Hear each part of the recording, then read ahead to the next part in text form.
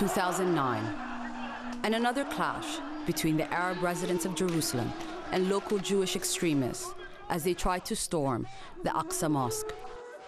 It's a recurring event. Jewish groups attempting to enter the compound to perform acts of worship in contravention of agreements that put the site under Muslim control.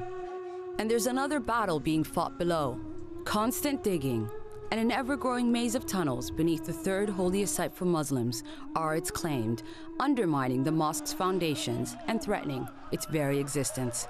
This sacred site has been a battleground for years. 40 years ago, efforts to save this mosque prompted the establishment of the second largest governmental organization in the world after the United Nations. Its name, the Organization of the Islamic Conference.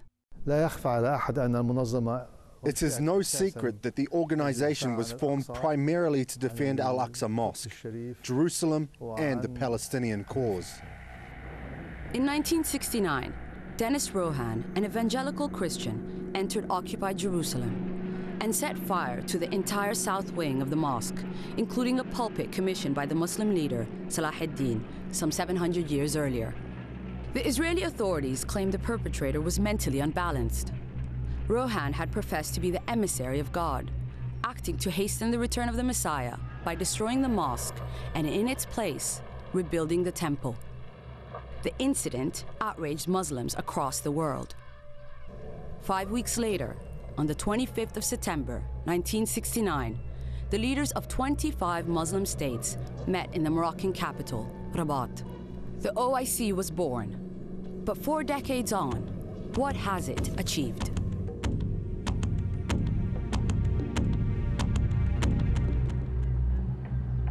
To this day, Jerusalem remains one of the main rallying cries of the Organization of Islamic Conference. But in terms of genuine progress, its accomplishments seem very modest, at least according to one keen observer, a former Mufti of Jerusalem and a current Imam of the Aqsa Mosque. What we've witnessed is that the Organization of Islamic Conference has taken a social and an academic role, but it hasn't been effective politically. Between the historical capital of the Ottoman Empire, Constantinople, modern-day Istanbul, and Jerusalem, there was, and to this day remains, a special relationship. The Ottoman rulers were the last Muslims to control the city. And it is in the palace where the last Ottoman ruler resided that today a research center operates. IHSANOGLU, the Research Center for Islamic History, Art and Culture, was the first subsidiary agency for the OIC. It has an ambitious program for Jerusalem, carried out in conjunction with Turkish, American, and European universities. We can tell that we have 4 components of this project. First one is to promote very rich Islamic heritage of Jerusalem. Second part will be project in archive, because especially in Ottoman archive, it's a million documents related with Palestine and Jerusalem. The third one is architectural, directly related with this department. We are preparing dossier for potential donors to work on the restoration or rehabilitation of different monuments. And the fourth one, probably the most important, to upgrade living conditions of Muslim Palestinians in the old city. Yes, the archive's a good thing from a historical point of view, but there's a much more pressing issue, and it's about saving Jerusalem from complete Judaization. There should be 2 parallel lines. Archiving will not save Jerusalem. We need practical steps on the ground. But the situation of Jerusalem provides an insight into the OIC's limited reach. In the summer of 2009, there was a wave of evictions of Arab families from East Jerusalem. But this was by no means the first such incident. It was merely the latest chapter in a long history of demographic Judaization, which began with the seizure of Jerusalem in 1967. In that year, the entire ancient Maghrib quarter of Jerusalem was destroyed. Hundreds of its residents were evicted. Ever since, the eviction of Arab residents and refusal to grant them housing construction permits has become the public policy of the Israeli authorities. And while consecutive Israeli governments have spent billions of dollars annually to complete the belt of illegal settlements surrounding East Jerusalem, the Muslim world's reaction has often seemed weak and timid. Such a response was perhaps to be expected, bearing in mind the disorganization of the OIC's prime form of decision-making, the Heads of State Summit. My first experience was in 1969, when it was first in the beginning. I attended as a young diplomat, and I was amazed. It wasn't a serious organization then. It never met on time. The declarations adopted were produced 2 months later, and sometimes the declarations were later changed, so what you thought you adopted at the meeting came out differently after 2 months. But the new administration of the OIC, which instilled a new sense of urgency with the member states and openness with the outside, sees hope in the future. Decisions were taken then in a haphazard way, sometimes to please certain members, and there were so many decisions that member states cannot possibly adhere to. Now there are detailed discussions, and every word is debated until we reach consensus, and this is healthy development. Meanwhile, a battle of claim and counterclaim continues below ground. For several years now, the Israeli Tourist Ministry has been guiding visitors to Jerusalem through a maze of tunnels beneath the old city, with tales about the fabled Temple of Solomon and how its remains are located right underneath the AQSA Mosque. Although no trace of the temple has yet been found to support its existence, inside the tunnels are books and documents promoting it. What has appeared is not the temple, but cracks in the mosques and homes of Arabs living in the old city. The Organization of Islamic Conference says the Palestinian issue is at the heart of its charter and that of its affiliated bodies. One of these is the Jerusalem Committee, headed by the King of Morocco. Another is the AQSA Fund Agency. Abdelkarim Al-Mudaghri is a former Moroccan minister and the current Secretary General of the AQSA Fund Agency. He's proud of the role of his organization in the education of Jerusalemite students. But it's on the ground, he says, that the agency is at its most effective. The Quds Fund Agency administers programs of self-resistance to the city against Judaization through aiding the resoluteness of its residents with relevant housing aid, interest-free loans to build and repair their homes. And an example of this is a program we call Ribat, which consists of building 156 housing units in Jerusalem. Palestine needs investment. Palestine needs economic aid. Palestine needs jobs to Palestinians. I know that a lot of money is spent.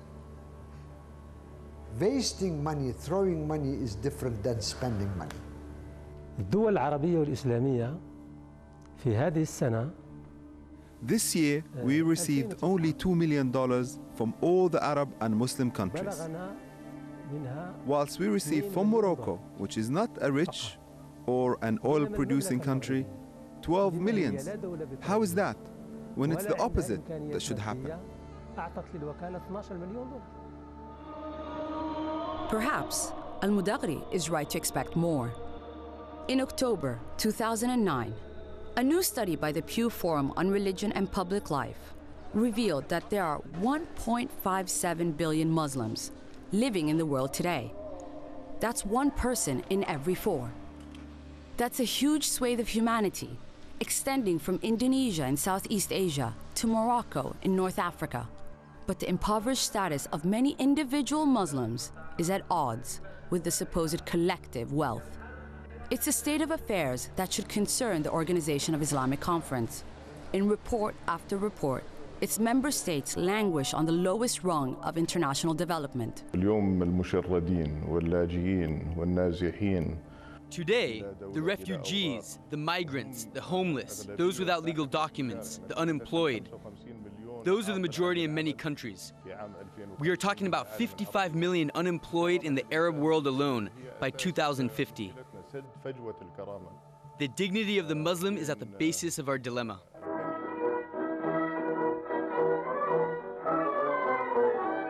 Some trace this Muslim loss of dignity to the fall of the Ottoman Empire and of Jerusalem in the early 20th century.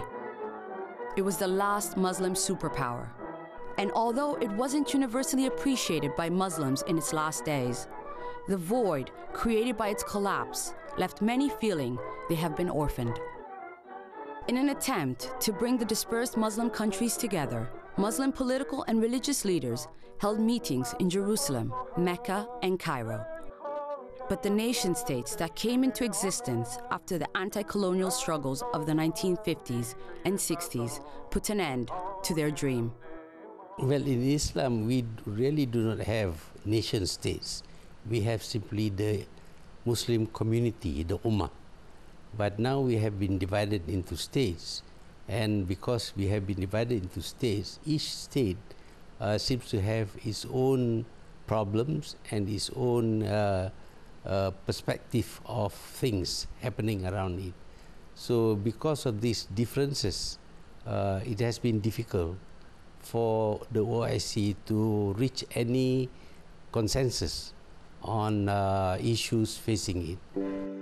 The 1960s were tumultuous years for the Middle East.